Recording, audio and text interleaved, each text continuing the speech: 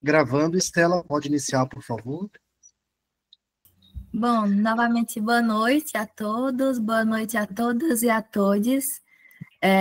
Me chamo Estela Rodrigues, eu sou monitora do projeto de extensão de educação museal, que é coordenado pelo professor Petrúcio e pela professora Ana Paula. Eu sou branca, tenho olhos castanhos, cabelo também castanho, levemente ondulado, uso óculos de armação transparente e estou usando uma blusa na cor preta. É com imensa alegria que a gente está hoje, né, dando continuidade às atividades propostas pelo Museu Zilda Albano, referente à 18ª Primavera dos Museus. Nesta edição, o evento, com o tema Museus, Acessibilidade e Inclusão, se propõe a tratar da democratização e da inclusão nos museus, seja de forma física, seja de forma sociocultural. Ontem tivemos a oportunidade de escutar o professor Juscelino falar um pouco sobre a acessibilidade e a inclusão no campus da UFP, em Picos, onde ele é diretor. E hoje teremos a honra de participar de uma roda de conversa que possui por tema acessibilidade e inclusão e que será ministrada por 3 pessoas ilustres que nos ajudarão a ficar por dentro desse debate importantíssimo. Agora, gostaria de passar a palavra para o meu colega Matheus, para que ele faça a apresentação dos nossos convidados. Boa noite, me chamo Matheus, tenho cabelo castanho e olhos castanhos, me considero branco, a cor da minha camisa é verde e hoje vou apresentar os palestrantes. Edna Maria Moura Barros, que é pedagoga e atual presidente do Conselho Municipal dos Direitos da Pessoa com Deficiência, COMUD, a professora e assistente social Leda Maria Oliveira Alves, que é especialista em gestão pública e está conosco hoje representando a Associação de Pais e Amigos dos Excepcionais, a PAI de Oeiras, Piauí. E, por fim, mas não menos importante, Duval Mendes Barradas, que é graduado em Serviço Social pela Faculdade Arriçá e atualmente trabalha na PAI de Picos.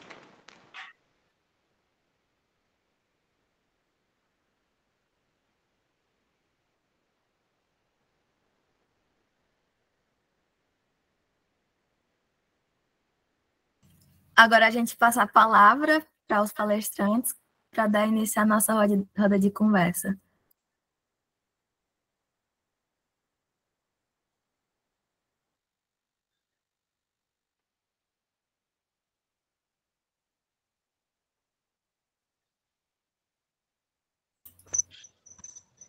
Pode falar, professora Leda.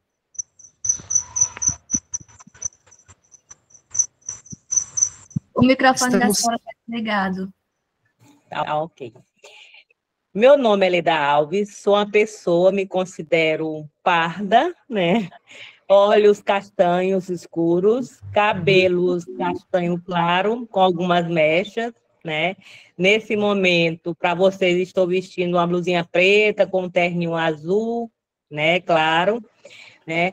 E estou aqui nesse momento, né, representando, né, a PAI de Oeiras, para trazer para vocês um pouco da nossa experiência, e principalmente da minha experiência, no campo, né, da inclusão da pessoa com deficiência.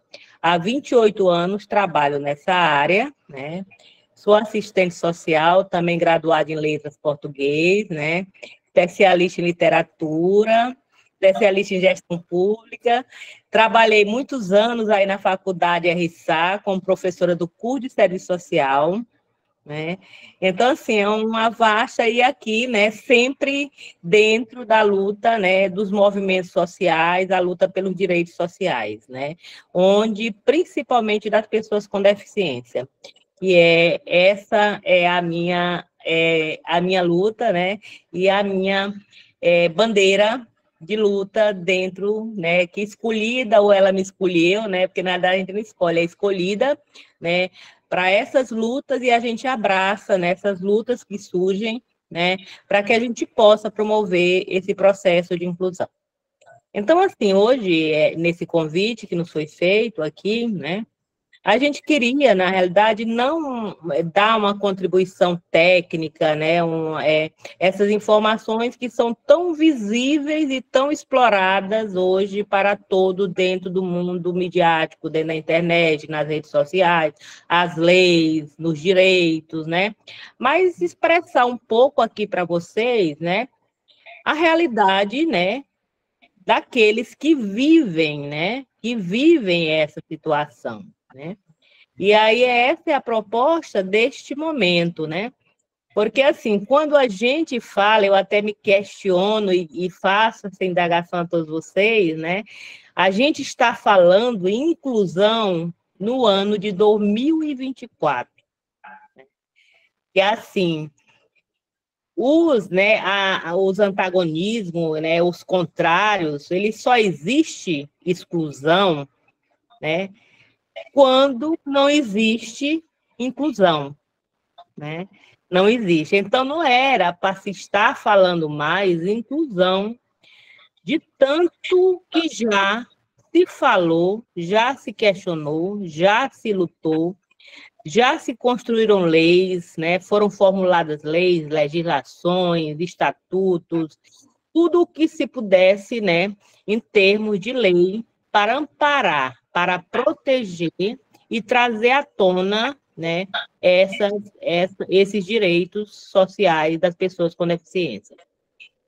Então, dentro desses direitos, como a gente vê, os direitos sociais estipulados pela Constituição de 1988, que até então a gente tinha os direitos, né, preservados, os direitos civis, os políticos, mas os direitos sociais, até esse momento, a gente não tinha uma Constituição que nos garantisse esse direito. A partir daí, a gente vem, né, tentando, desde 1988, né, essa efetivação dessas leis, construindo através da Constituição e, a partir dali, a criação de leis, né, regulamentos e tudo que pudesse permitir esse direito à saúde, à educação, à assistência social, ao trabalho, ao lazer, ao esporte, todos eles, tudo que um ser humano, de forma integral, ele necessita, né?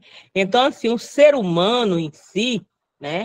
A gente coloca ser humano, eu sempre costumo colocar, porque, na realidade, não existe, quando a gente passa, né? E eu quero aqui até a ti, né? Aqui eu esqueci, dar um cumprimento especial ao meu ex-aluno Durval, amigo, aluno da faculdade de Sá, né? Um grande aluno, né? É onde a gente sabe que ele, Durval, que tem, né, que tem uma deficiência visual, ou seja, é uma pessoa cega, e a gente sabe o desafio de todos aqueles, né, que têm algum tipo de deficiência, né, que tem algum tipo de limitação dentro da sociedade.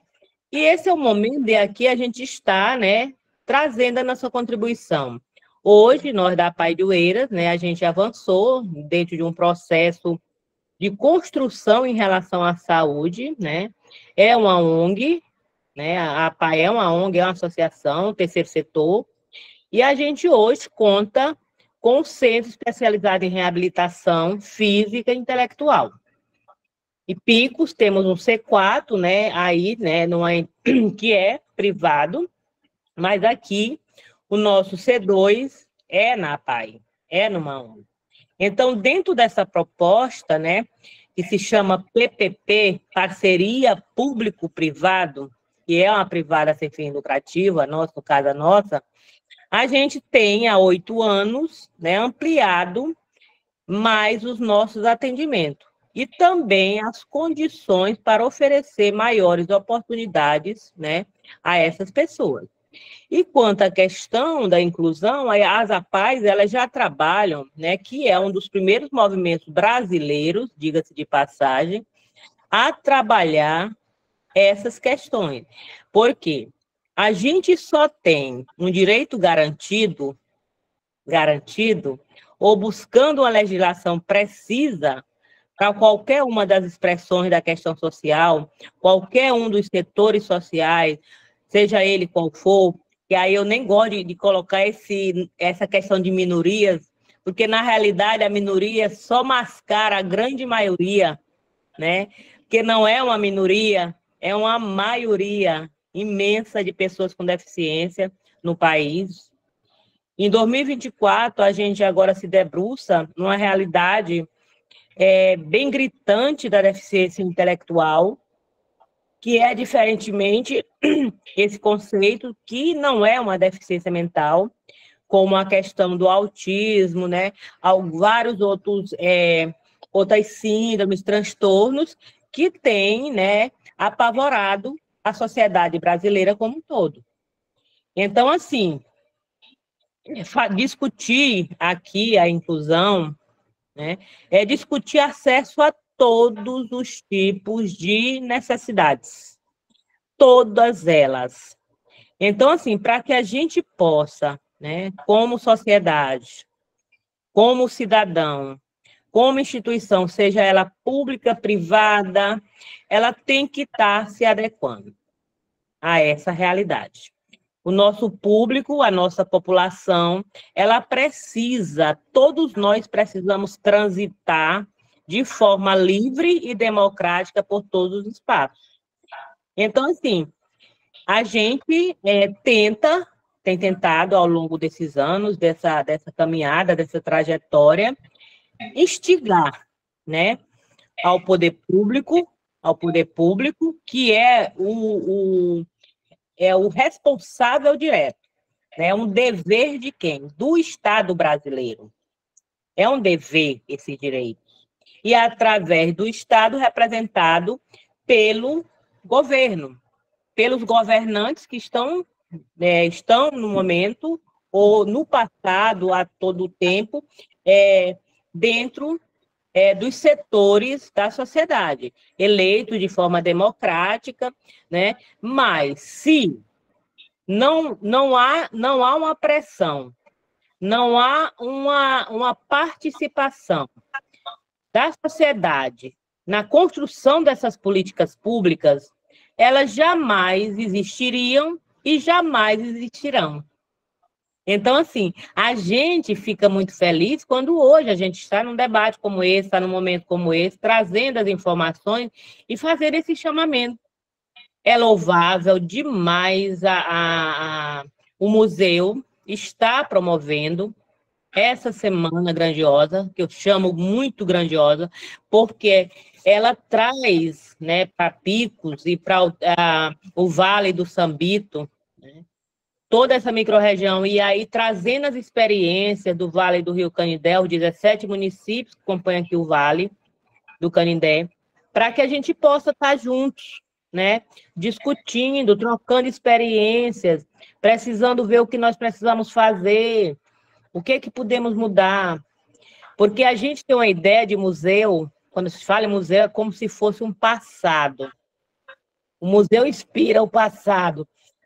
E o museu, ele é algo vivo, porque a história é viva. A história é viva. Ela está presente. Hoje, o que nós temos de recursos acessíveis, amanhã estarão no museu. Então, isso, espero que esse futuro seja bem breve, né?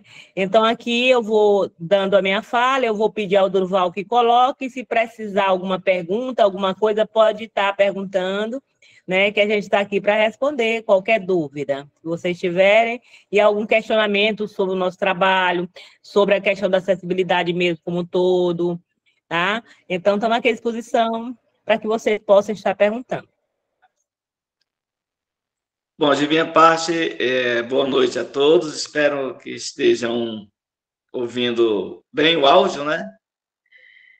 Eu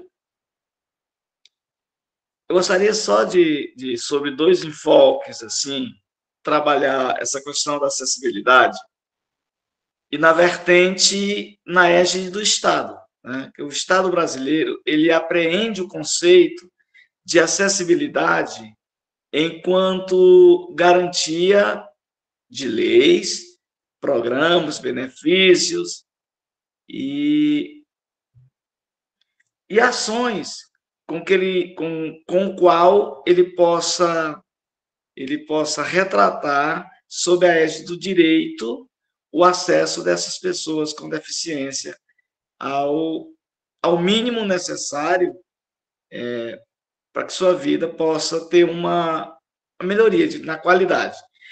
E sobre esse ponto,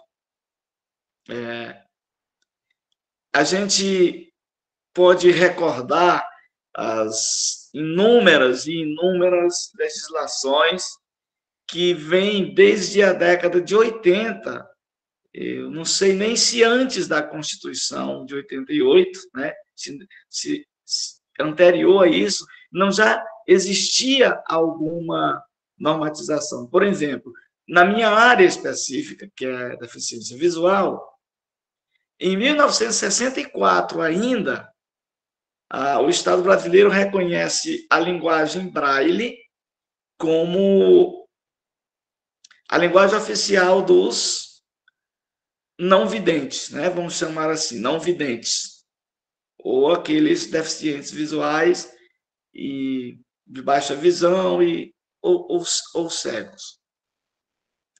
Mas só que esse reconhecimento dado lá no papel, documentado e hoje reconhecido sob a forma de lei, tá? Ele nunca foi posto em prática. Se você considerar a dificuldade de acesso de um deficiente visual a um equipamento Braille, a uma máquina Braille, que é a primeira dos equipamentos, né? Eu nem falo mais por exemplo, linha Braille. Uma linha Braille, gente, juntamente com um equipamento tecnológico, um celular ou um computador, ele dá uma dimensão de um salto grandioso de uma época em que a gente remonta assim, lá dos primórdios do início, para a evolução tecnológica atual.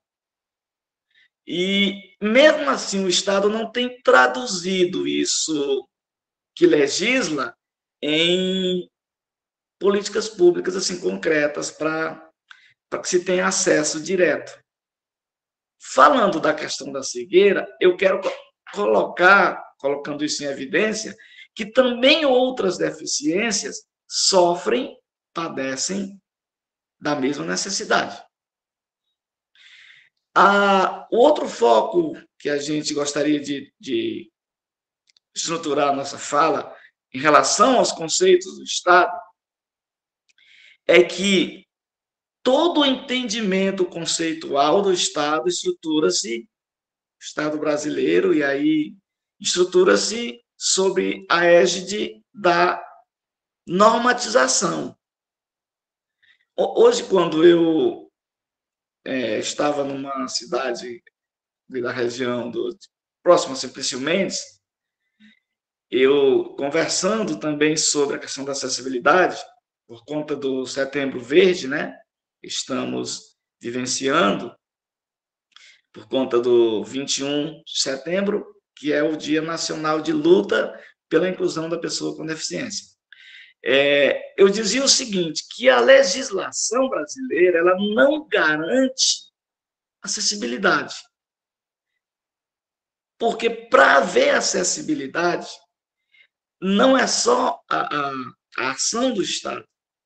Ela precisa de uma abertura da sociedade, ela precisa do esforço da família e ela precisa do esforço maior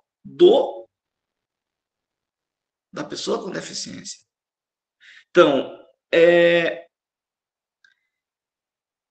nessa perspectiva, o que é que tem assustado a sociedade brasileira quando se insurge ou se percebem, eu nem vou dizer assim, se descobrem, porque isso é muito forte, mas quando se percebe novas especialidades, né? ou novas condições especiais. caso do autismo agora, que está bem, assim, vamos dizer que em evidência, né? E outras síndromes e outros transtornos. O que assusta a sociedade brasileira não é nem tanto, no meu modo de pensar, a quantificação desses casos, mas o medo de romper o comodismo. Por conta de quê? De que cada especialidade, ou de que cada deficiência que é colocada em evidência, ela vai exigir um comportamento que mexe com o padrão ético da sociedade, mexe com aquela perspectiva padronizada, padronizante, né, que a gente vive, que nos molda, que nos orienta, que nos cobra, né, e que nos obriga praticamente, se a gente pensar enquanto sistema, nos obriga praticamente a não olhar a deficiência pelo aspecto humano. Nós perdemos, me desculpem aqui a minha fala se ela não é tão útil no momento, mas nós perdemos a perspectiva da afetividade humana. E mais do que ações materiais, mais do que legislações, mais do que iniciativas e programas e políticas públicas, elas, sem a condição afetiva humana, você não vai conseguir promover a inclusão de verdade. Tá? Nós seremos sempre aquelas pessoas que... seremos sempre aquelas pessoas que na verdade, o problema da sociedade, e não mais um ser incluído nela. Vocês entendem? Como que eu posso promover a inclusão se eu procuro trazer um ser social para a minha realidade, sem considerar as limitações daquele ser social que eu estou querendo incluir?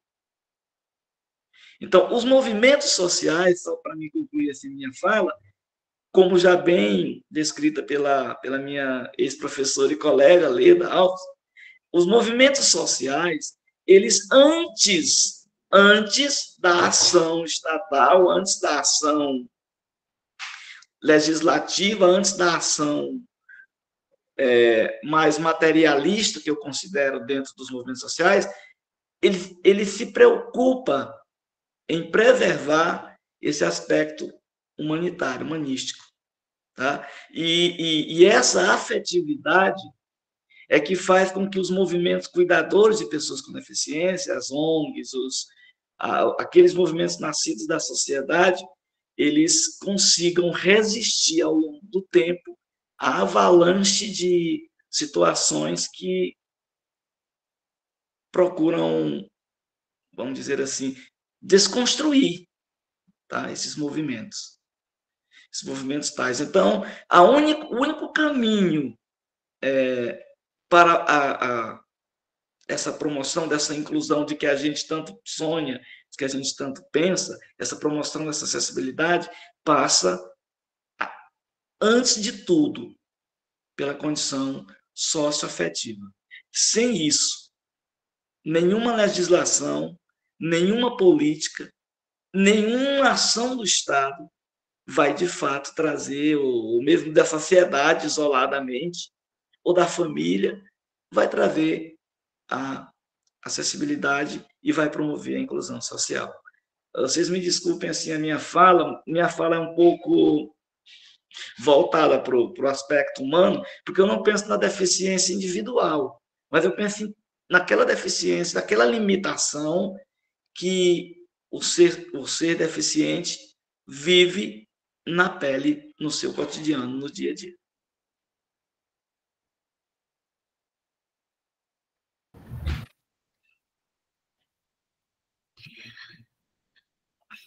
Durval, estou só na assistência técnica, mas é porque você falou, né? E aí foram aparecendo aqui palminhas para a sua apresentação, tá? Agora a professora Leda quer falar em relação àquilo que você comentou. Fique à vontade, professora. O Durval, né, expressou bem que, assim, a base, eu até quero, assim, enfatizar, né, que a base da sociedade, ela está exatamente, um dos tripés fundamentais é a educação, né? A educação que é essa construção, né, que a gente faz, né, tanto dentro da família, o processo educacional ele se dá, como a educação formal na escola. E os grandes desafios que a gente enfrenta, né, hoje, é exatamente essa transformação dessa educação, né, essa inserção dessas pessoas que há tanto tempo já deveriam estar inclusas. Não a inclusão, né, entre aspas, tá? Mas a inclusão de fato, né? Então, assim, é uma felicidade estar aqui com o Durval, né? Porque, assim, Durval, ele chegou ao mundo acadêmico, ele chegou na academia, ele fez um curso superior, mas não foi um curso superior, né, que a gente faz de conta, tá? O Durval realmente, como uma pessoa cega, ele era um aluno de destaque, se formou como aluno de destaque. E dentro dessa linha, né, como ele falou da afetividade, né, eu gostaria muito, né, que o Durval expressasse para a gente aqui, né, dentro das faculdades, como a gente está aqui no universo, né, acadêmico, tem muita gente, né? Então, como foi essa passagem dele, dessa inclusão dentro desse ambiente acadêmico, né? Desse ambiente acadêmico, para que a gente possa aqui ver essa realidade, que nesse universo, como eu presenciei, como eu vi, como eu participei, né? Então, eu gostaria que ele expressasse tanto a questão da inclusão, como a questão da afetividade, né, das pessoas para com ele, o que contribuiu lá dentro da faculdade, quando ele está fazendo a graduação, para que ele obtivesse êxito e sentisse acolhido, sentisse incluso dentro daquele momento de vida dele. Gostaria muito, Durval, que você colocasse para a gente. Pronto, professora. Veja, o software que eu uso aqui é um software comum, gratuito, distribuído de livre gratuidade, que foi desenvolvido pela UFRJ, chamado Sistema das Vox. Nesse software, ele tem uma mensagem de autovalorização da pessoa, de valorização da autoestima, de incentivo, e ele diz assim, conta que diz que um senhor, um fazendeiro, tinha lá um cavalo, e esse cavalo caiu lá dentro de um poço, e depois de algum tempo, os empregados disseram àquele patrão, olha, nós temos que sacrificar o animal, porque não vamos conseguir tirar ele de dentro do poço. E o patrão, muito triste, mandou que sacrificasse. E, né, sacrifiquem, mas eu não quero nem ver, joguem lá, aterrem ele lá. Ele morrer pelo menos sossegado. Tá? Ninguém morre sossegado, né? Aí o que acontece?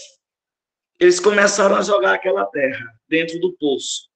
E o animal, quando a terra batia no chão, ele ia sapateando. E à medida que ele ia sapateando, pisando em cima, aquela terra ia ganhando firmeza embaixo dos pés dele. E aos poucos, os empregados perceberam que ele foi subindo, né? E até que achou a condição de que eles pudessem puxá-lo daquele poço. Bom, quando a gente chega numa faculdade dessa, nós, pessoas com deficiência, a gente vai encontrar um mundo acadêmico, um mundo científico, ali montado, estruturado, objetivado e dentro da temporalidade que a academia ou que a faculdade exige. Ela não vai mudar porque nós somos deficientes. Não vai aumentar os dias, ela não vai aumentar o número de aulas, não. Então, nós temos o primeiro desafio, enfrentar na temporalidade da academia ali, da faculdade, aquele curso. O que nós sentimos na nossa faculdade, na faculdade que eu participei, é falando mal? Não, é mostrando a realidade. Muitas vezes, aqueles conteúdos, a disciplina que era aplicada, ela era entregue, eu não via, mas eu ouvia muitas vezes as falas de alguns professores, ela era entregue na Xerox em material, assim, num pendrive, por exemplo, né? Vamos dizer aqui, já todo prontinho ali no pendrive, só para que fosse impresso e deixado lá para ser tirado a Xerox. Eu não tive da iniciativa da própria faculdade esse apoio, porque já que estava impresso, já que estava no pendrive aquele material todo, você poderia compartilhar por e-mail, né, comigo, mas não foi assim. Eu tive que enfrentar os ditames da faculdade normal. Eu ia na Xerox, retirava, vinha para casa, fazia o escaneamento, vim até conversando com a colega que me facultou a palestra hoje, eu fazia aquele escaneava aquele texto e, depois de escanear o texto, eu ia corrigir, porque tem algumas palavras que não saem, sobretudo porque o meu software de escaneamento não era um software original. Veja, isso, por um lado, me foi um desafio, mas, por outro, hoje eu vejo que foi um incentivo no sentido de que, ao ler aquele texto, ao escanear e ao ler e reler aquele texto, eu absorvi mais conhecimento. Do aspecto afetivo, da parte profissional da instituição, da faculdade, não há nada o que dizer. Nada o que dizer. Foram compreensivos, tinham que aplicar os conteúdos, tem que cobrar realmente, não adianta botar um aluno com deficiência para uma faculdade ser considerado, aquele aluno tem que ser ajudado. Não fui ajudado no meu curso. E eu agradeço por isso, porque se eu tivesse sido, talvez eu hoje não recordasse mais nada. Então, do ponto de vista afetivo da profissional da faculdade, de alguns colegas, eu não tenho que reclamar. Mas dentro da faculdade, o aluno com deficiência, ele vai encontrar também aquele colega que vai torcer, que vai ser do contra, que vai torcer do contra. É natural, eu com deficiência não sou diferente dos demais que são regulares, ok? Não sei se todo mundo está conseguindo me ouvir bem, mas é isso. Então, eu encontrei isso. Só que isso eu usei naquela dimensão daquela historinha lá do início, que eu usei para sair do desafio como vencedor. Eu usei para não vamos dizer assim, me render aquelas falas, aqueles pensamentos de que eu não iria conseguir. Eu usei aquele mecanismo para ganhar impulso. E consegui o que consegui. Hoje do curso que eu fiz, eu acho que eu absorvi alguma coisa. E assim, por onde ando nas minhas falas, eu não sou também posso não ser tão eloquente, mas também não sou tão fora da realidade. Então, gente, o que é que se tem que trabalhar com as pessoas com deficiência, em qualquer que seja as circunstâncias? Você vai ter desafios, esse é o seu problema.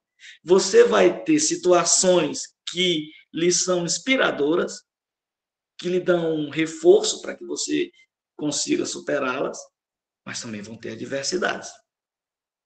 E essas adversidades, elas não são para lhe fazer desistir. Elas são para lhe dar impulso para que você possa superá-las.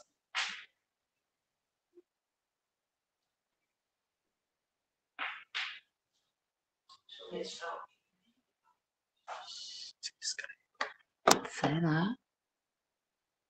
Não, tá longe de carregar. Ok. Vocês estão ouvindo? Estamos. Pronto, então assim, eu acho que eu concluí minha fala, não sei se respondi ao interesse da professora. Respondeu.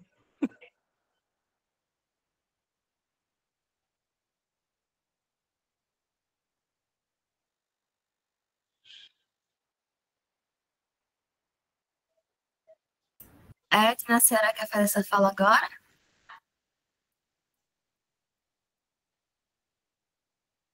A gente não está escutando, o microfone está desligado. Eu pensava que era a Lúcia, porque ela acabou de se pronunciar. Tá aqui também, ouvindo aqui, assistindo.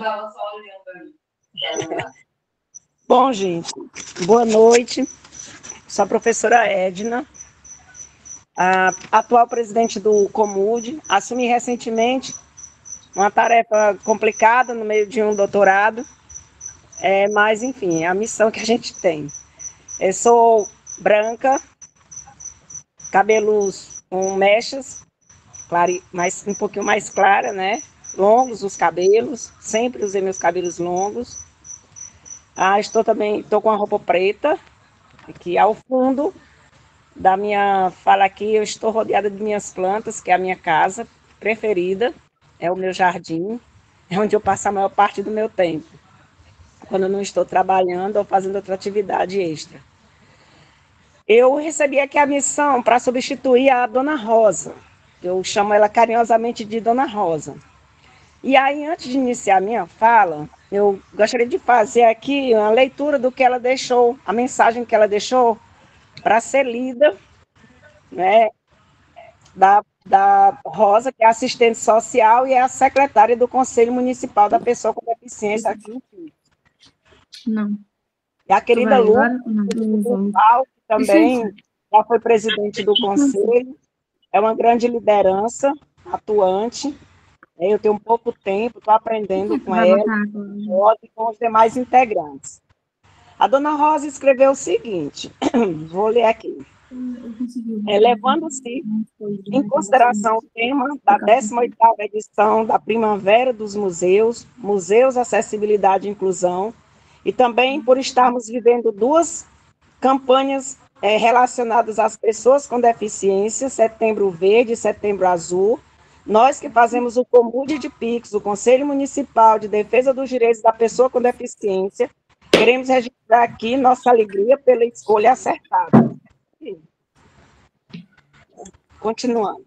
Do tema dessa edição da Primavera dos Museus, com duas palavras de ordem, que são importantes para a nossa causa social, acessibilidade e inclusão. Podem contar com nossa colaboração e nosso apoio. Agradecemos imensamente o convite para participar dessa roda de conversa. Rosa de Araújo Soares Correia e Oliveira, primeira secretária do Comude de Pix. Bem, substituir Dona Rosa é uma tarefa muito difícil, né? Ela tem uma larga experiência nos movimentos, nos conselhos, e é uma atuante, uma ativista. Eu sou também ativista, né, desde a época da minha faculdade na Universidade Federal, nos anos 2000, que sempre estive atuando ali à frente do diretório acadêmico, no sindicato, na defesa dos trabalhadores e trabalhadoras do município da região de Pix, na defesa da população LGBTQIA+, que é a minha linha de pesquisa que eu trabalho, na violência, né, na luta contra a violência que acomete as mulheres que são vítimas de violências, participando de grupos, né, principalmente do grupo aqui de Pix, que atua nessa defesa, nessa tarefa, em defesa das pessoas pretas, pardas, e, enfim, em defesa das pessoas que são aquelas mais vulneráveis, as pessoas que mais necessitam da nossa contribuição. Então, comecei a trabalhar atuando depois de estudante, mas a minha prática a minha fala ela está de acordo com a minha prática, não apenas com a minha teoria. Não são as ações às quais eu participo diariamente nesses movimentos, tentando colaborar, tentando contribuir e ajudar no sentido de fazer aquilo que nós defendemos, que é a inclusão. Então, assim, quando a gente fala em inclusão, um dos pontos que me vem à cabeça é a inclusão social, ela parte primeiro da informação e do conhecimento. Quando nós não temos acesso à informação e ao conhecimento, nós estamos correndo um risco gravíssimo, né, de ficarmos de joelhos, nos submetermos a todos os ditames que são impostos. Aquilo que está na legislação, Durval, como você colocou, não sei se antes da Constituição Federal já existiu, já. Não vou retomar o século XVIII, nem o século XVII. Mas a gente voltando aqui para 1948, já no século XX, a gente vai lembrar dos direitos universais, né, de 1948, que os direitos humanos universais e que o Brasil pactuou ao longo da sua história. Mas, lamentavelmente, nós passamos por um processo, várias ditaduras, mais enfaticamente a ditadura de 64, que durou até o final dos anos 80, e isso inviabilizou que várias políticas pudessem ser efetivadas. Mas os direitos universais, eles são direitos que asseguram às pessoas o direito à saúde, o direito à educação, o direito à vida. Porque o primeiro direito que nós temos que ter é o direito à vida. Quando a gente tem o direito à vida, nós temos que ter o direito à alimentação, à educação, à saúde, né, ao transporte, ao lazer. E aí, quando a gente remete a discussão para as pessoas com deficiência, né, esses direitos, nós temos como certeza que militamos que os direitos que nós já lutamos para conquistar, para que sejam implementados na Constituição de 88, na lei dos direitos da pessoa com deficiência, no plano mais atual que nós temos, que já tinha sido até ultrapassado, já tinha sido superado em governos anteriores, do saber viver ou viver bem, a gente vem assim lutando nessa perspectiva de sempre melhorar. E nós sabemos que o que está em lei não necessariamente significa um direito constituído. E aí a professora Leda me disse uma coisa aí muito interessante, que é a luta, não é, professora? A Viver Sem Limite, que é o novo Plano Nacional dos Direitos da Pessoa com Deficiência, que já tinha sido aprovado anteriormente, lá em 2011, e agora em 2023, no governo federal, novamente no ano passado, o governo Lula assinou novamente o novo Viver Sem Limite. Bom, então, assim, como ela colocou, tudo depende da luta. Se você, muitas vezes, a aparência de que está instituída a lei numa Constituição ou num decreto presidencial ou numa reformulação da lei, nos dá a impressão, né, a falsa aparência de que nós agora temos esses direitos garantidos. É uma forma, inclusive, de camuflar e de enganar a grande parte da sociedade. Porque, de fato, nós sabemos que para que esses direitos sejam efetivados só com a luta. E quando eu digo a luta, eu estou falando da luta de fato, de sair, de se manifestar, né, de sair do comodismo, de ir às ruas, de gritar, se precisar, porque muitas vezes, para ter essa escuta, é preciso que a gente grite muito. Porque nós temos que incomodar bastante para que seja necessário a implementação dessas políticas. E aí a gente se organiza de várias formas, em conselhos, como no Conselho Municipal da Pessoa com Deficiência, no Conselho Estadual, em movimentos, em ONGs, né, nas organizações não governamentais.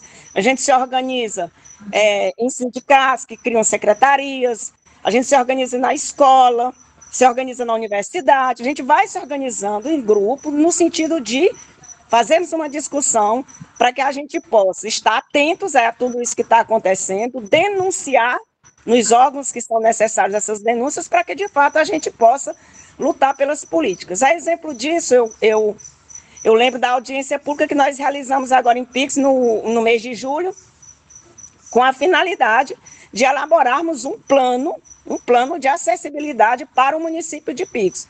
Esse plano contemplando aquilo que o governo federal já vem discorrendo sobre o Novo Viver Sem Limite, né, que tem uma ordem de mais de 5 bilhões para ser aí destinado para várias cidades e projetos que são desencadeados nesse sentido, e a gente vai para uma audiência pública, nós nos deparamos com uma audiência pública e as principais autoridades, né, convidadas, se ausentam do debate, não estão lá presentes. Então, a ausência nesse debate já diz muita coisa, ou seja, ignora a situação, não está nem aí, ou se está, não está ativamente. Então, assim, mas nós estamos lá à frente, lutando, buscando e sempre superando as barreiras. E aí, quando a gente vai falar de barreiras, eu lembro muito da fala da Lúcia, lá na última audiência pública, e de outras colegas também, que são deficientes, que têm ou deficiência física, ou deficiência visual, ou outro tipo de deficiência, que se deparam com as principais dificuldades na cidade de Pix, né? De como a locomoção, sair de casa, é uma grande barreira, né? Como é que eu vou sair de casa? Você vai passar numa rua que as calçadas você não consegue caminhar. A escada, levar uma cadeira, a cabeça pode ser, o seu corpo vai ser interrompido com uma paulada na cabeça, com tanta coisa que tem ali na rua, o que vai dificultar o acesso. Então, assim, a locomoção é o principal. Aí, quando a gente vem para isso, nós vamos para os recortes, não é? Porque a acessibilidade, a gente também tem que pensar nos recortes da questão racial, da questão social. As pessoas mais pobres têm mais dificuldade de ter acesso, porque o que o Durval acabou de falar, não é, Durval? Ter acesso ao mínimo. Vai para uma faculdade, não tem, mas a questão social econômica, ela vai tornar essa política ainda mais complicada, mais complexa para as pessoas que têm mais dificuldades financeiras. Então, e se a pessoa é preta, é pobre, né? E vai lá, mais e mais, você vai fazendo essa interseccionalidade, com todas essas várias diferenças, vai dificultando ainda mais. Então, o acesso à educação, por exemplo, como o Durval teve nessa luta, né, de chegar à universidade, para as pessoas não verem Durval como um coitadinho, como um incapaz, esse capacitismo de achar que a pessoa não é capaz de agir por si, não é capaz. Em casa, começa em casa, quando os pais não acreditam que o filho, porque é cego, porque tem uma deficiência física, ele não seja capaz de assumir uma profissão, não seja capaz de ir para a faculdade, não seja capaz de fazer isso, não seja capaz de fazer aquilo. Então, a própria família começa com essas barreiras, impondo essas barreiras. Então, as barreiras, a gente começa a derrubar elas dentro de casa, o que é extremamente difícil. Mas é assim que a gente tem que começar, rompendo essas barreiras, de parar de achar que todos nós somos coitadinhos. Não estou dizendo com isso, né, que nós não vamos compreender as dificuldades e os desafios que são inerentes a cada uma pessoa com sua deficiência e com suas limitações. Não é isso. Ao contrário, é observando tudo isso, mas fortalecendo a vontade e a capacidade que aquela pessoa e as competências que elas têm de se desenvolverem e serem livres. Que é isso que a gente precisa, é de ser livre. E essa liberdade, ela passa por aí. Então, assim, a gente tem muita coisa para discutir, né? Durante essa conversa, eu falo muito, mas eu reservei aqui algumas coisas que eu acho muito importantes, que são os eixos que são discutidos atualmente no Viver Sem Limites, que foi debatido recém na Conferência Nacional. E nessa Conferência Nacional, que aconteceu em Brasília mais recentemente, nós tivemos duas conselheiras aqui de Pix que participaram, a professora Irene e a Lúcia. Estiveram lá à frente do movimento, levando nossas bandeiras e levando as nossas vontades que nós temos também de implementação de políticas sociais aqui no município de Pix, no Piauí e na região. O estado do Piauí, dentro desse Viver Sem Limite, ele é o estado que vai ser estado pioneiro para a execução dessa primeira política. De modo que, na última reunião que aconteceu em Teresina, os pesquisadores da Fiocruz que estiveram lá presentes, na reunião que eu participei, era exatamente para que a gente pudesse desenvolver pesquisa aqui no Piauí, nas principais cidades do estado, para que a gente pudesse organizar um questionário e avaliar quais são as principais dificuldades inerentes ao município. A partir daí, o Piauí, como um estado que primeiro aderiu a esse plano, nesse plano nacional, como é que ele vai executar essas políticas. Então, a nossa audiência pública era exatamente com esse viés de como é que nós vamos desenvolver essas políticas. Nós temos que pensar nelas, né? A gente não pode aceitar de cima para baixo, que as pessoas cheguem aqui e digam o que é melhor e o que não é para nós. Não, nós que estamos aqui na base é que estamos um pouco mais, né? Nem muito, mas um pouco mais preparados para contribuir no sentido de realmente fazer com que essas políticas elas sejam efetivadas. E, infelizmente, realmente, é como colocou aí uma participante, as leis, elas não vão ser, as leis por si só aprovadas não serão suficientes para que as políticas sejam executadas. Aqui e acolá, nós temos grandes lutas travadas entre governos que são mais voltados para as políticas sociais, governos que não são favoráveis às políticas sociais, mas que muitas vezes são obrigados, porque uma política de Estado é diferente de uma política de governo, precisa, de alguma forma, tentar implementar ou não, mas isso ainda assim não é garantia. Então, a minha fala, ela vem mais no sentido de pensarmos sobre como nós vamos agir. E outra que eu sempre digo, na última reunião que eu participei no SESC, que era para discutir sobre a inclusão, eu pensava muito, olha, hoje eu não tenho uma deficiência física, eu não tenho uma limitação física que me impossibilite de me locomover, de sair, de viajar, de andar às ruas, e sem essas limitações eu já sofro. Mas e se um dia isso pode acontecer, né? Isso um dia pode acontecer. Nós estamos envelhecendo, nós podemos sofrer um acidente, a gente pode acometer alguém da nossa família ou um próprio. E aí? Foi que eu fiz. Então, assim, é importante que a gente possa pensar o que é que a gente vai fazer para reverter esse quadro que nós temos, né? Eu vou só aqui apontar para vocês no quadro demográfico aqui, sobre uma pesquisa que foi realizada com a população brasileira, que foi divulgada pelo IBGE, que diz o seguinte, né? Nós temos hoje cerca de 8,9 milhões da população, ou seja, 18,6 milhões de pessoas que estão apresentando deficiências, né? Que têm deficiências, e a maioria são mulheres. A maioria são mulheres. E com prevalência na região Nordeste. Vejam só nosso desafio, o quanto é grande.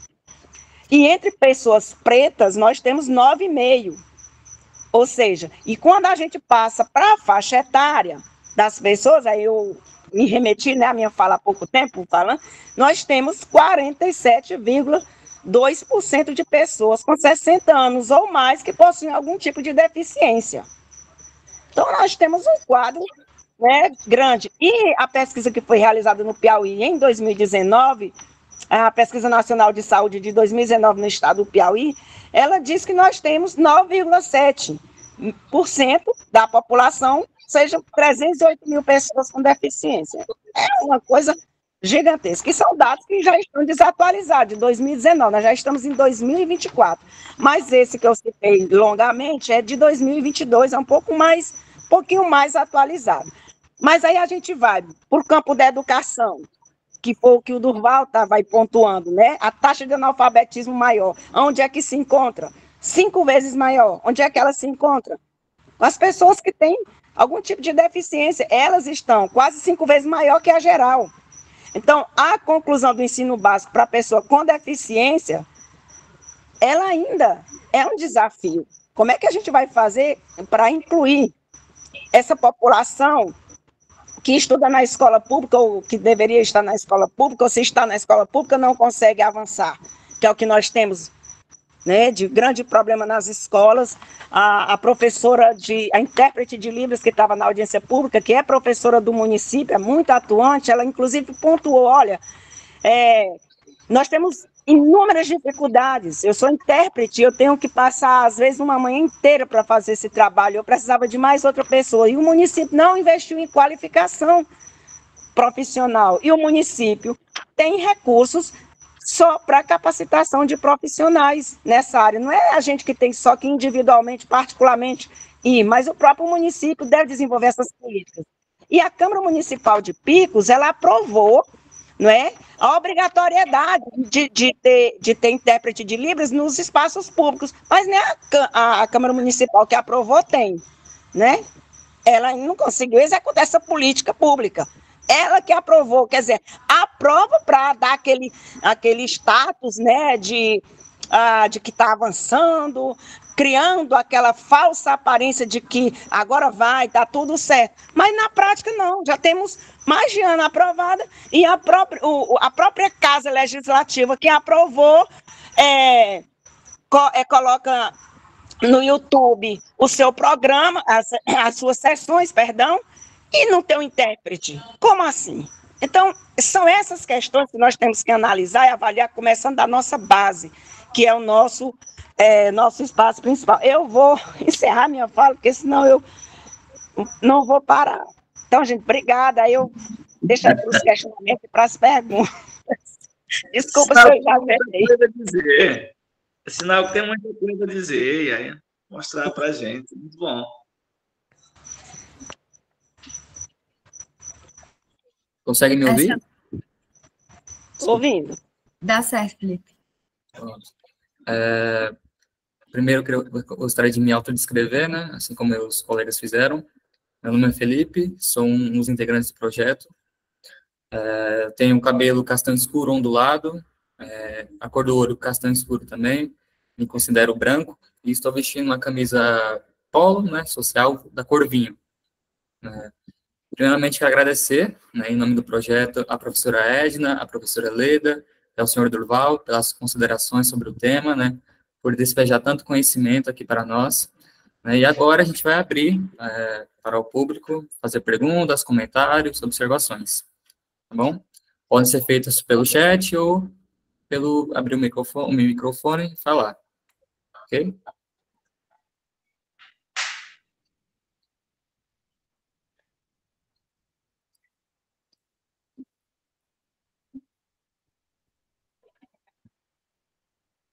Pode falar, Estela. Eu achei muito interessante essa colocação que foi feita aqui no chat. A Maria das Dores, ela fez um comentário mais no âmbito político, né? Assim como a professora Edna estava dizendo na última fala. Vou ler. Infelizmente, as leis a qual a senhora citou não são abordadas de forma democrática. São direitos básicos, como o direito à vida, por exemplo, que não é incluso para um determinado grupo social, pelo fato da sua condição financeira, entre outros fatores. Resumindo, as leis tendem a se distorcer para a elite. E eu acho que é muito isso, né? Acaba sendo algo que é necessário para a população, acaba se tornando um espaço de disputa política.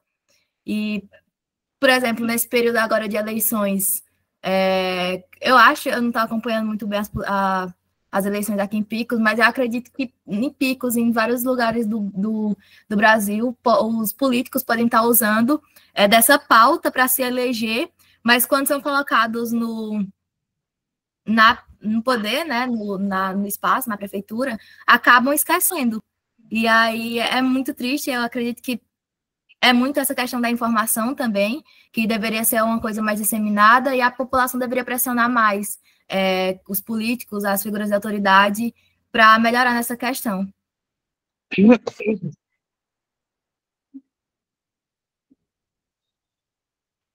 Pode falar, Leda, professora Leda. Gostei do seu posicionamento, né? Eu gostei demais dessa abordagem sua, porque, assim, na realidade, isso é um fato, né? Só que, como a gente colocou aqui, né, pelo menos no meu caso, e a fala da nossa, como militantes, né, como a gente diz assim, eu sou militante de uma causa e eu trabalho em prol da sociedade, a gente tem que deixar de lado essa questão da política partidária, tá? Porque, assim, há uma questão que é muito confusa nas nossas cabeças, da maioria das pessoas. Entender o que é política pública e o que é política partidária de alguém, de um determinado grupo, né? Então, assim, a luta da inclusão, ela tem que avançar, né? Independente dessa questão política partidária ela existir. É uma luta que ela não pode jamais ser vinculada a essa questão.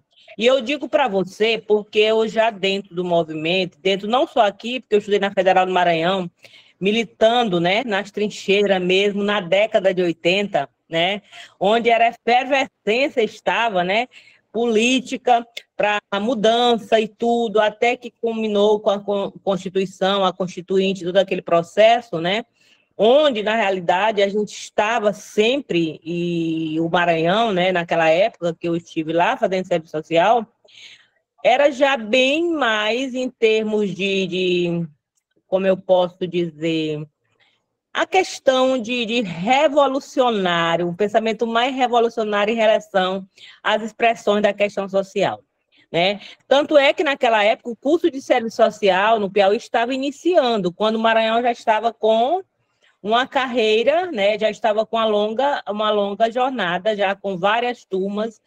Então, gente, quando a gente pega, né, quando a gente trabalha em prol, essas barreiras políticas, né, elas vão surgir sempre.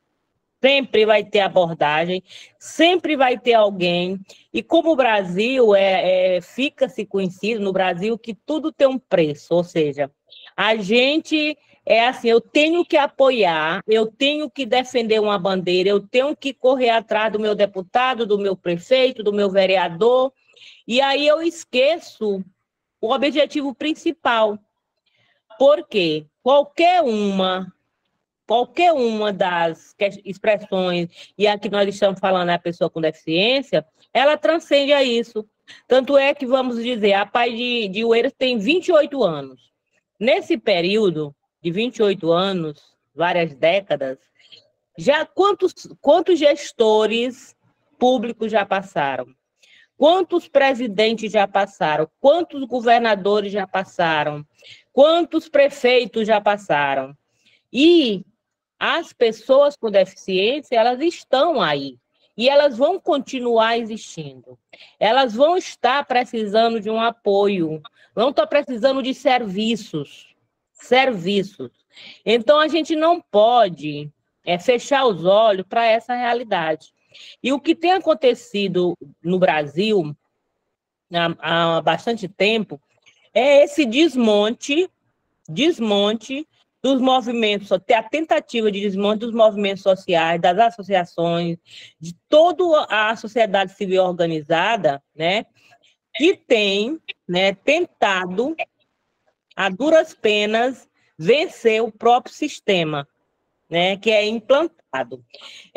Não querendo dizer que eu desconheço ou que eu nego a contribuição, como foi dito, da legislação, às vezes das ações, como o Durval colocou, né, das ações que são desenvolvidas, mas que, na realidade, essas ações, né, elas são simplesmente como paliativas. Então, para que essas ações elas realmente sejam eficazes, precisa que a base, quem é a base?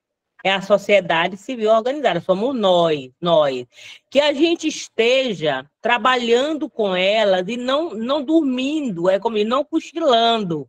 A gente não pode dormir, porque se a gente cochilar, esse direito é retirado. A lei fica, mas ele não é cumprido. Todo o tempo é uma luta permanente. Nesse período eleitoral, principalmente, né, o assédio, a loucura, a busca, o uso, tá? Faz o quê? Quando eu estou e represento a sociedade civil, eu me coloco à disposição, né, da sociedade, porque eu sou sociedade civil, você é sociedade civil. Então, quando eu me coloco, eu não posso negociar esses direitos. Eu não posso vender esses serviços. Não existe essa fórmula. Então, assim, é uma batalha? É uma grande guerra? Mas essa guerra não é contra uma entidade, é contra todos nós.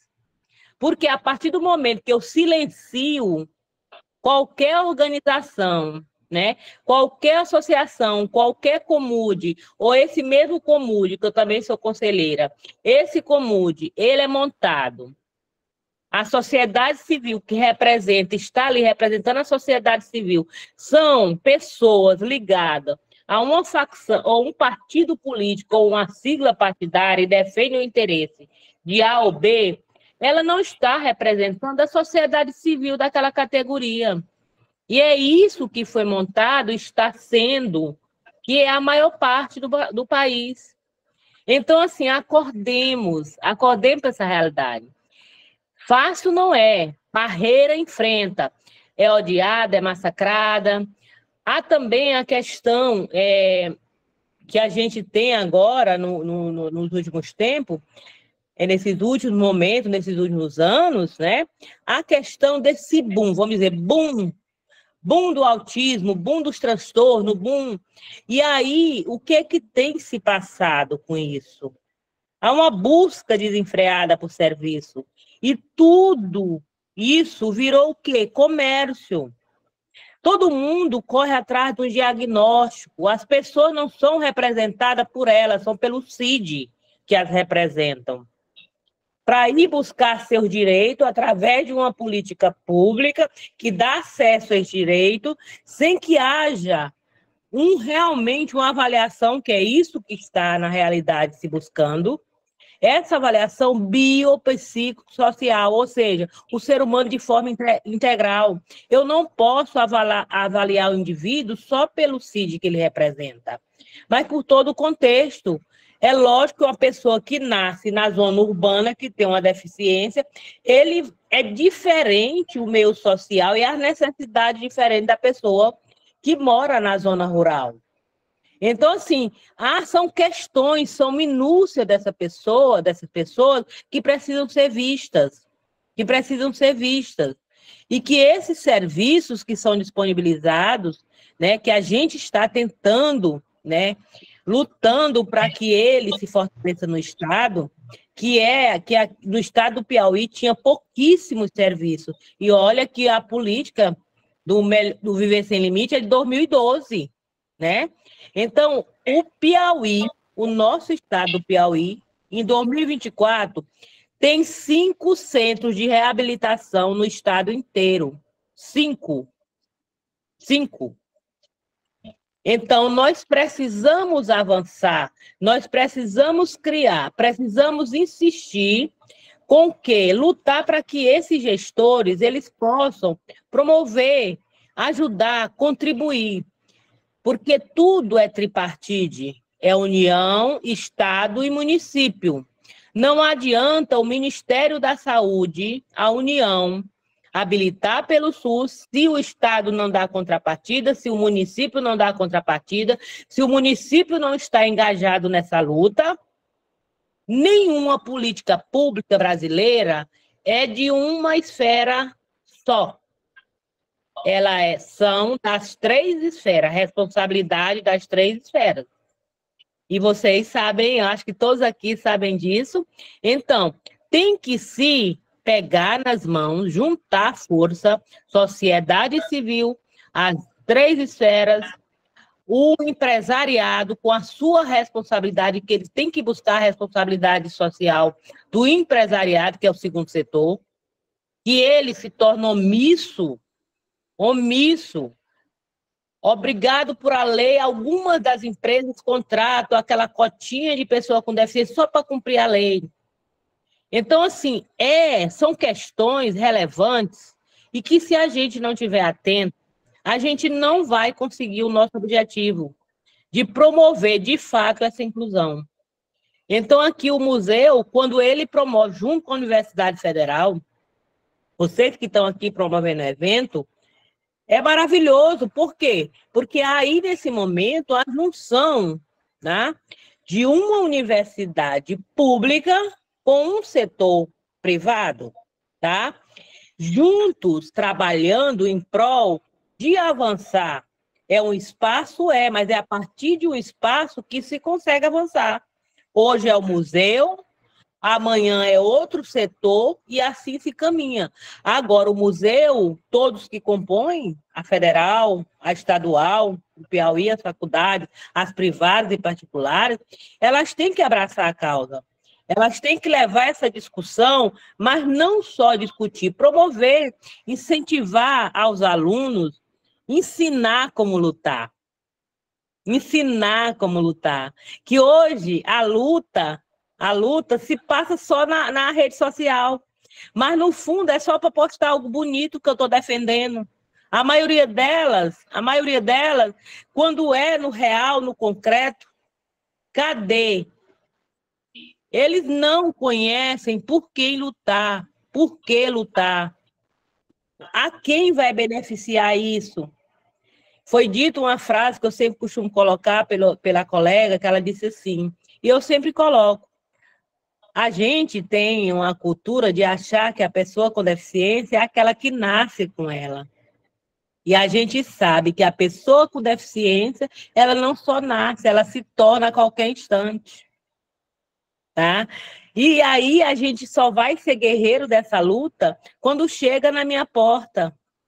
Já me perguntaram muitas vezes, por que que você faz isso? Porque assim, olha para mim, seus filhos não têm deficiência, você não tem um neto com deficiência, por que que você ainda está esse tanto de tempo nessa luta? Comprar isso é uma coisa tão absurda que eu só posso lutar por uma causa se isso me doer. Ok, deixa a palavra para vocês aí. Bom, vou ler o comentário da Paula Mariana. A Paula Mariana falou assim, falando da base familiar, usando o mesmo argumento que a professora Edna, se para nós, pessoas que não possuem uma deficiência já é difícil, quando a nossa família não nos apoia, não nos estimula a realizar nossos objetivos, o triplo são para pessoas que possuem deficiência e são desestimuladas pela sociedade. Se torna ainda mais difícil quando a luta se inicia dentro da casa.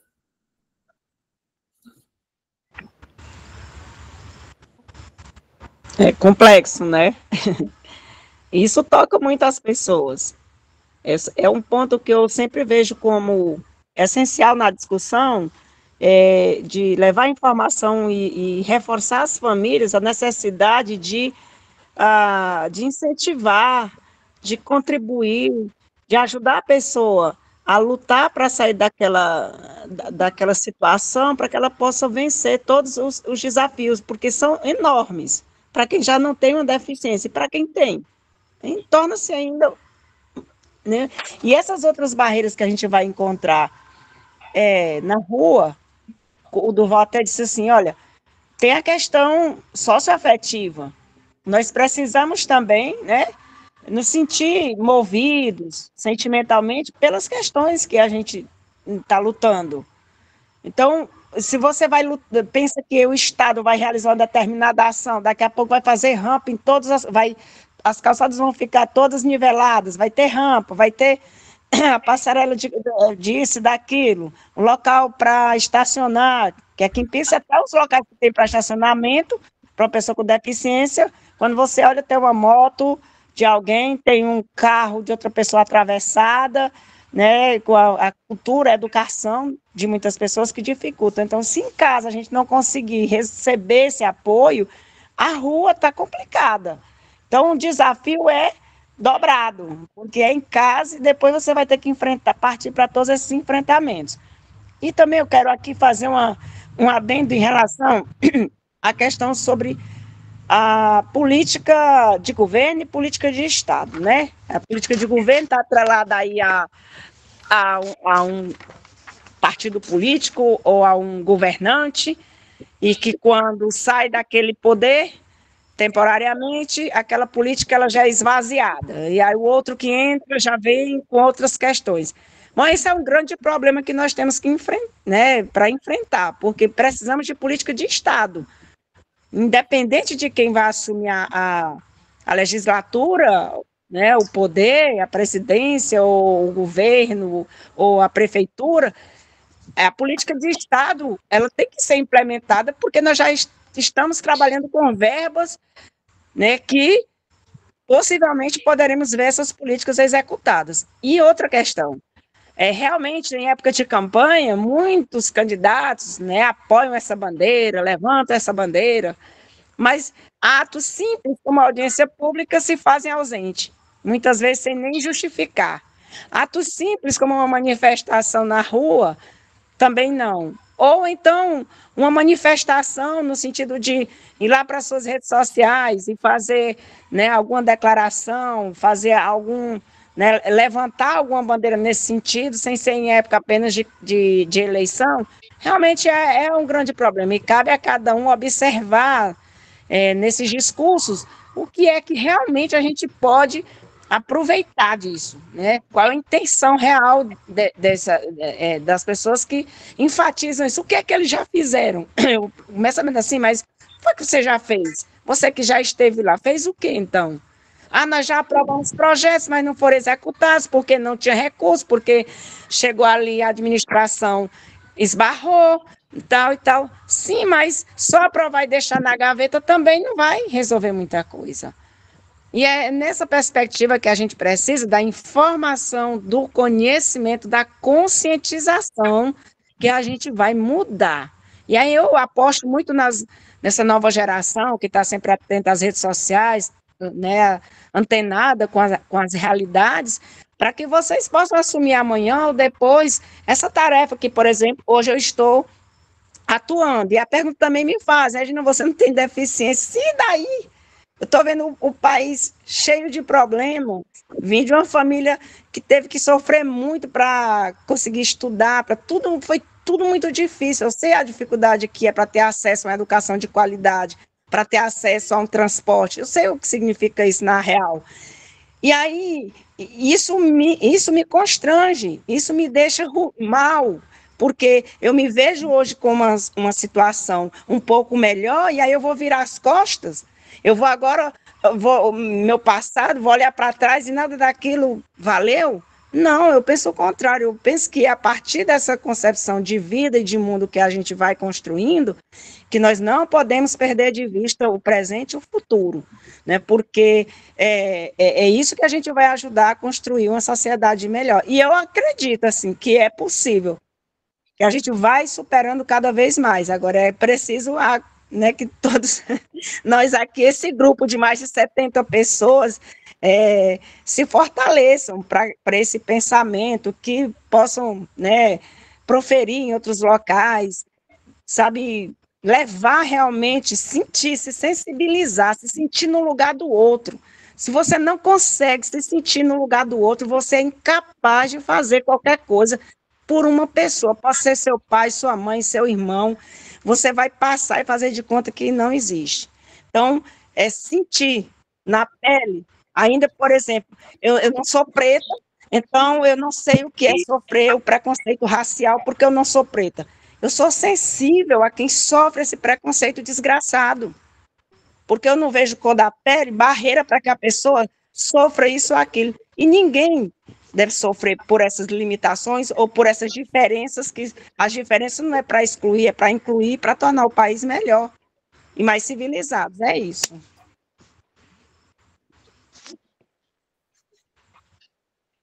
Muito obrigado, Edna. Sempre boa noite mais uma vez, Leda, Edna, Durval. Muito obrigado por essa noite maravilhosa, com tantos aprendizados. Eu penso que quando nós planejamos esse evento, não é, Beth? Nós somos muito assertivos em trazer profissionais com uma larga experiência, envolvido com essas temáticas, que nos apresentam de uma maneira tão enriquecedora temas sensíveis que estão presentes na nossa vida cotidiana, e nós precisamos ampliar o diálogo para justamente promover a conscientização, né, de um caminho já percorrido até aqui, no que diz respeito à promulgação de leis, a políticas públicas. Então, nós precisamos ampliar ainda mais o debate, né? Então, que bom que pudemos contar com a presença de vocês e de uma forma tão impactante a nos ensinar nessa noite. Como professor e professor de professores, né, ou seja, formador de professores para a educação básica, eu também tenho uma série de ressalvas em relação à fragilidade das políticas públicas educacionais. Né? Nós ouvimos o relato do Durval no ensino superior, mas eu penso que a escola, a universidade, deveria pensar não só em questões físicas, né, para o recebimento de grupos heterogêneos de alunos, com ou sem deficiência. Nós devemos mesmo pensar nos currículos, né, na forma como nós organizamos essa temporalidade de que o Durval fez referência.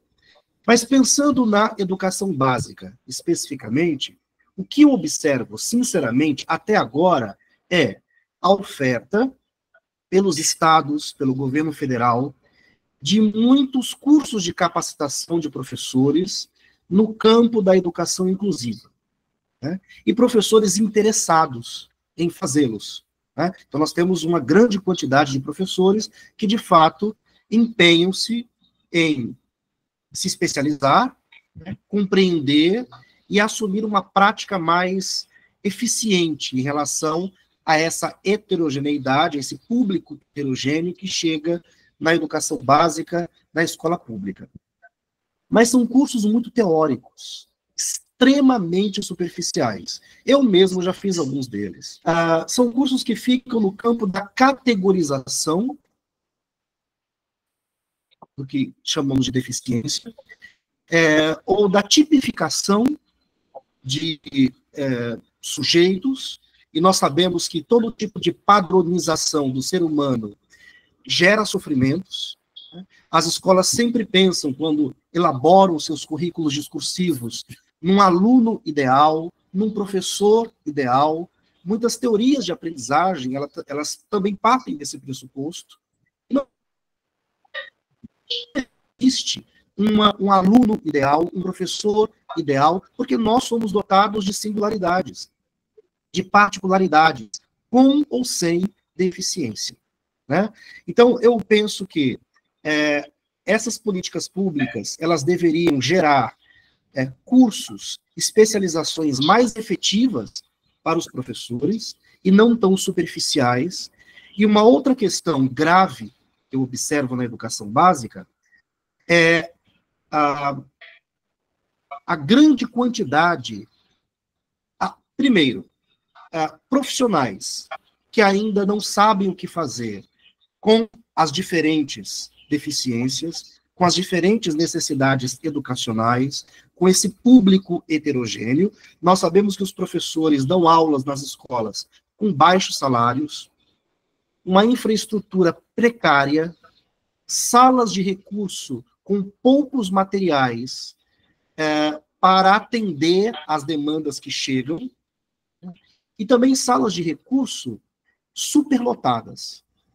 Porque uma outra questão, e é um estereótipo que nós precisamos desfazer, sempre que tivermos a oportunidade, é a associação de pessoas com deficiência e dificuldade de aprendizagem.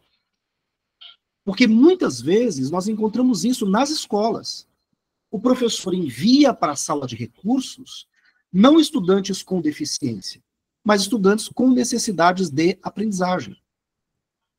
Isso gera uma sobrenotificação dos casos atendidos pelos professores especialistas, gera também ansiedade desses professores em lidar, porque eles deveriam lidar com pessoas com deficiência, mas precisam lidar com uma gama maior de estudantes, né, porque não se faz essas distinções, estudantes com necessidades educacionais, estudantes com deficiência, coloca-se tudo na mesma turma.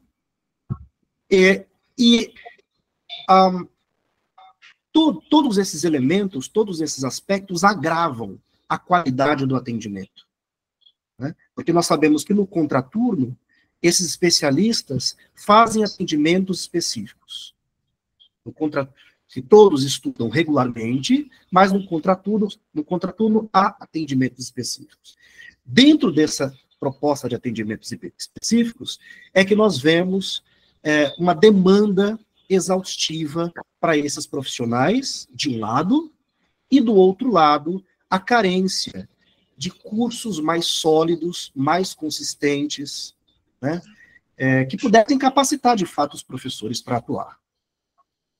Bom, eu aproveito a fala para pedir a vocês a permissão para que nos atenda no dia 11 de outubro. Nós pretendemos fazer uma visita à APAE de Picos no dia 11 de outubro, sexta-feira,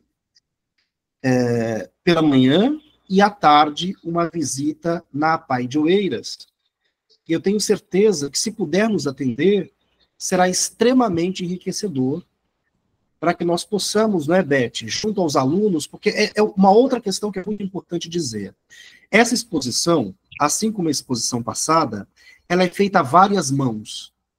Embora eu, Beth, a professora Nádia, a professora Ana Paula, o senhor Albano, o Vilebaldo, estejamos na supervisão, os alunos do primeiro período de História, os alunos do curso de Letras PRIO, que, de fato, vão nos ajudar, né, a materializar a exposição, buscando fotos, entrevistas, produzindo audiolivros da literatura picoense, piauiense. Então, nós contamos com esse apoio desses estudantes, pesquisadores, e eu fico muito feliz em oportunizar essa experiência para eles, porque se nós pensamos numa escola padronizada, numa universidade em que as pessoas são padronizadas, sem lidar com a diversidade, com a heterogeneidade, com as múltiplas formas de ser, de pensar, de estar no mundo, nós estamos preparando esses alunos para quê? Não é? Para quê? Para que tipo de sociedade? Se nós temos uma sociedade marcada pela diferença, pela pluralidade e pelas múltiplas condições. Hoje nós estamos em uma condição, Leda, Edna e o Durval destacaram isso muito bem, mas amanhã podemos estar em outras condições. Não é? Muito bem, eu acho que eu fico por aqui.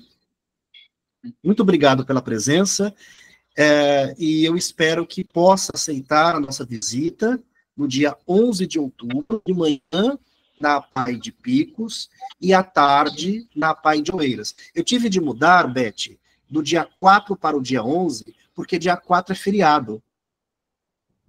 Eu nem sei que dia é exatamente, mas é feriado. Então, tivemos de passar para o dia 11, tá? Já fiz o memorando, tudo, mas eu também preciso do consentimento e da autorização da Leda e da Rosa, tá? Então, por favor, sinalize se puderem. Certo. Ok. O Matheus tinha pedido a falar primeiro, né? Então, Matheus, pode falar.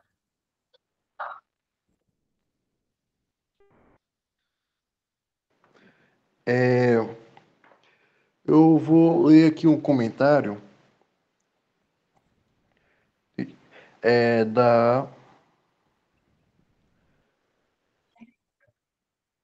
da Maria das Dores. Infelizmente, isso não é de forma geral. Eu sempre estudei escola pública e o meu mesmo professor de matemática era de ciência. Muitas vezes já fui levado à diretoria pelo simples fato de corrigir algo que o professor não capacitado para a aula, sim. Expulsa da sala por esse acontecimento que não tenho nem palavra para descrever. É revoltante saber que não somente eu passei por isso e que provavelmente muitos alunos devem passar ainda. Deixa eu ver.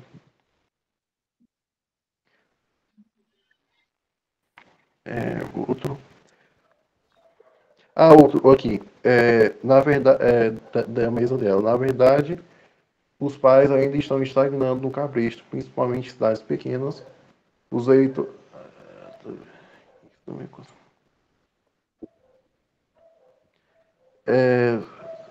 Sobre o tema.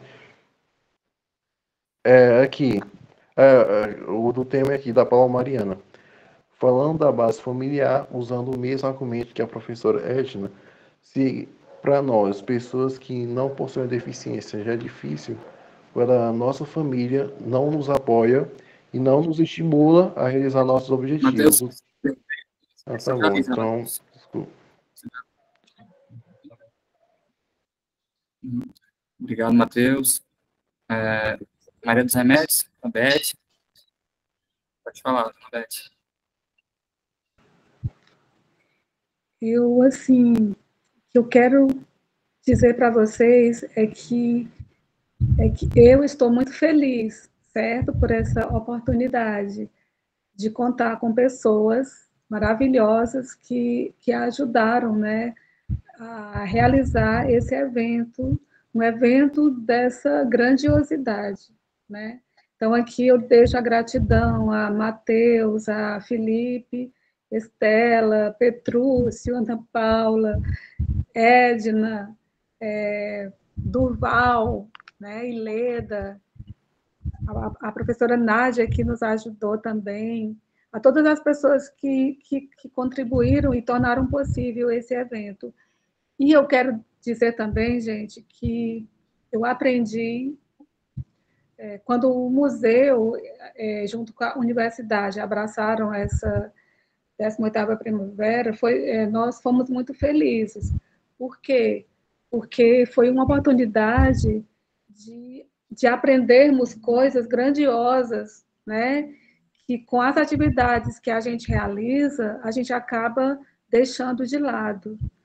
Então, eu deixo aqui minha mensagem de gratidão e peço mais, gente. Eu peço, Petrúcio falou, né, numa rede de apoio e tudo, e eu peço a vocês que nos ajudem, continuem nos ajudando para que o museu ele se transforme, né, na medida do possível, e isso a gente vai conseguir, se transforme num museu mais acolhedor.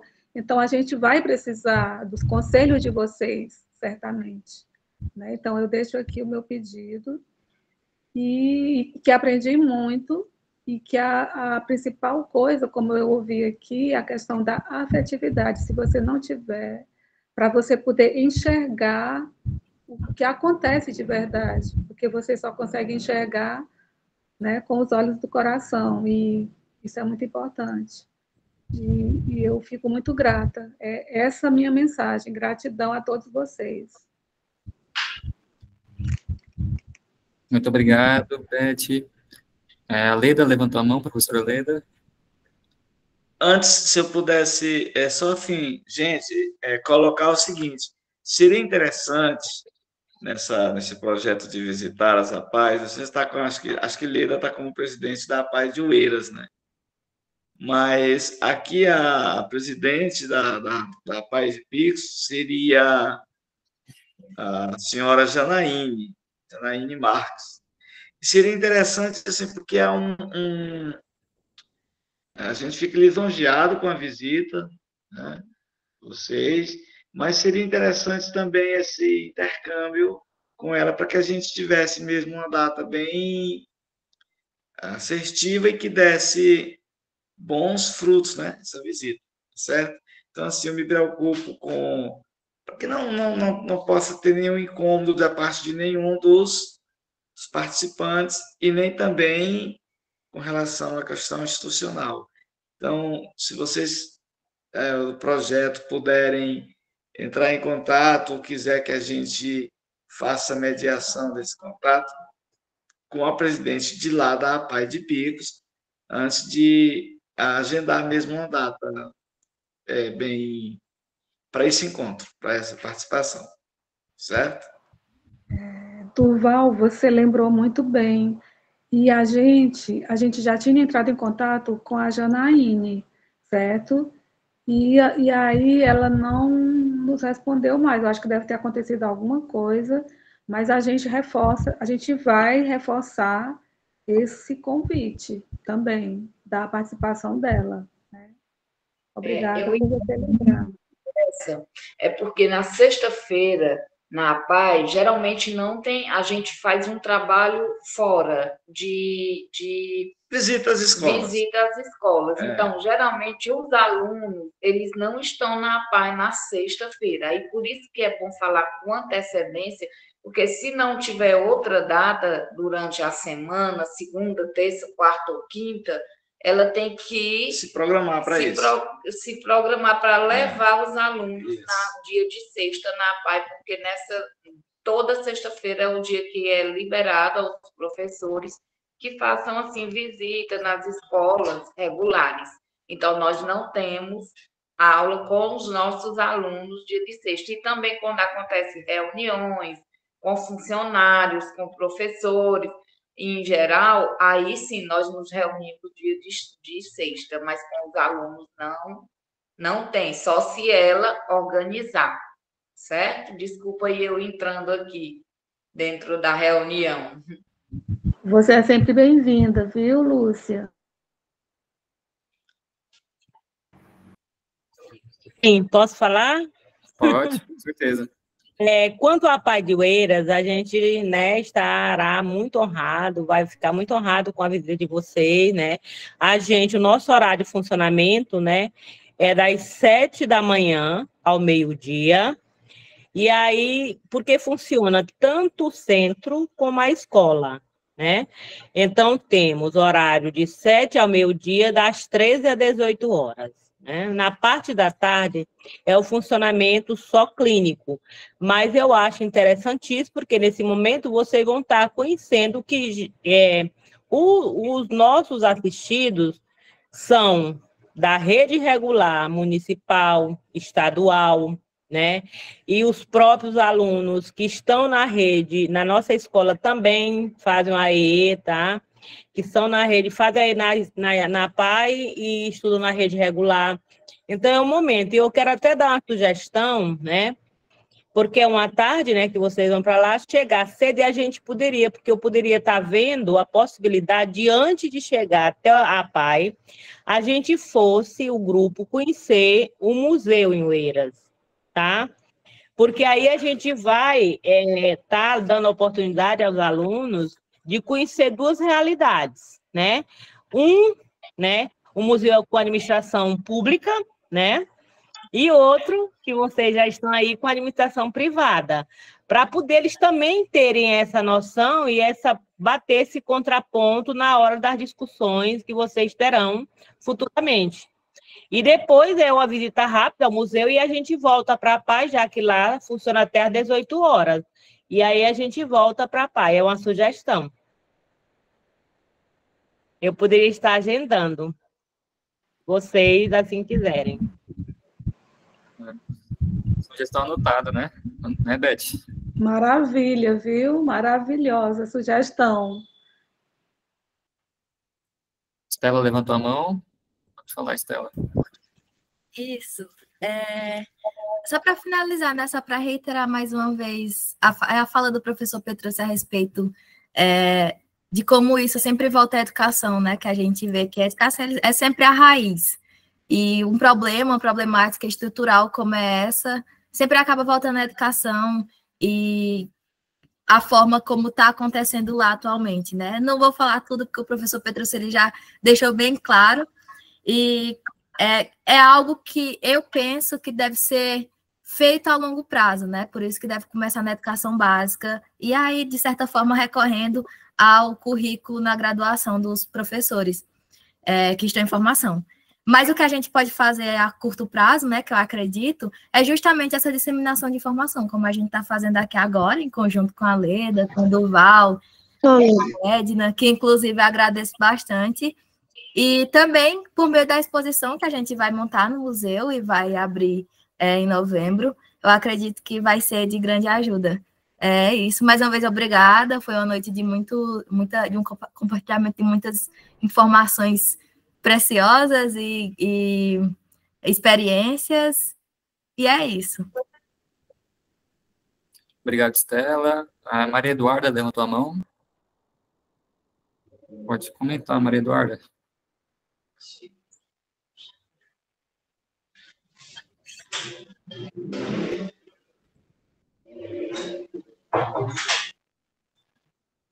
Maria Eduarda? Bom, enquanto a Maria Eduarda não falar, eu vou ler alguns comentários, né?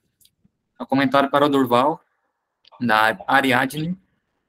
Ela fala assim: acredito que a fala do nosso amigo Durval é muito coesa no quesito da falta de afeto com o próximo. Acredito que esse tema fosse abordado muitas vezes, com frequência na escola, talvez obtivéssemos alguma abundância nesse quesito da falta de empatia. É uma possibilidade, né? Com certeza.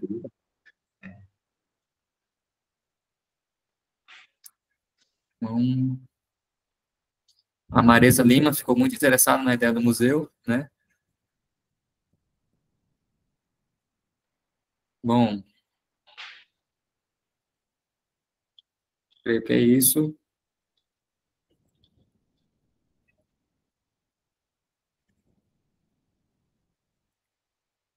Bom, comentário do Matheus, né? Muitos tios, avós, primos deixam um familiar com deficiência para escanteio, porque não é útil aos interesses. Ó, o que a gente viu aqui, né?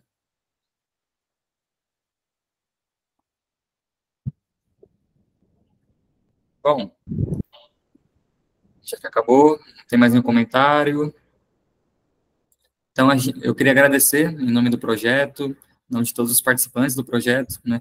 Agradecer aos palestrantes por terem aceitado o nosso convite, né? Por ter nos honrado com tanto conhecimento aqui e sabedoria. Foi um momento excelente, de troca de experiência, um prazer ouvir vocês. A gente agradece a presença e a contribuição de cada uma das pessoas que tornaram esse evento possível. Agradecemos também pelo apoio da Associação dos Amigos do Museu Zilauban, que é a AMOA, a Universidade Federal do Piauí, do Campo Senador Eudes Nunes de Barros, a Academia de Letras da Região de Picos, a ALERP, a Secretaria de Cultura do Piauí, a Secult, e a Virtex Telecom. A nossa programação vai continuar amanhã, sexta-feira, a partir das 10 horas da manhã, onde a gente vai ter uma oficina com o tema Acessibilidade Comunicacional. E pela noite, às 18h30, com a nossa conferência de encerramento intitulada Inclusão e Acessibilidade nos Espaços Culturais. Como tornar um museu mais acessível. Boa noite a todos e esperamos vocês amanhã. Muito obrigado.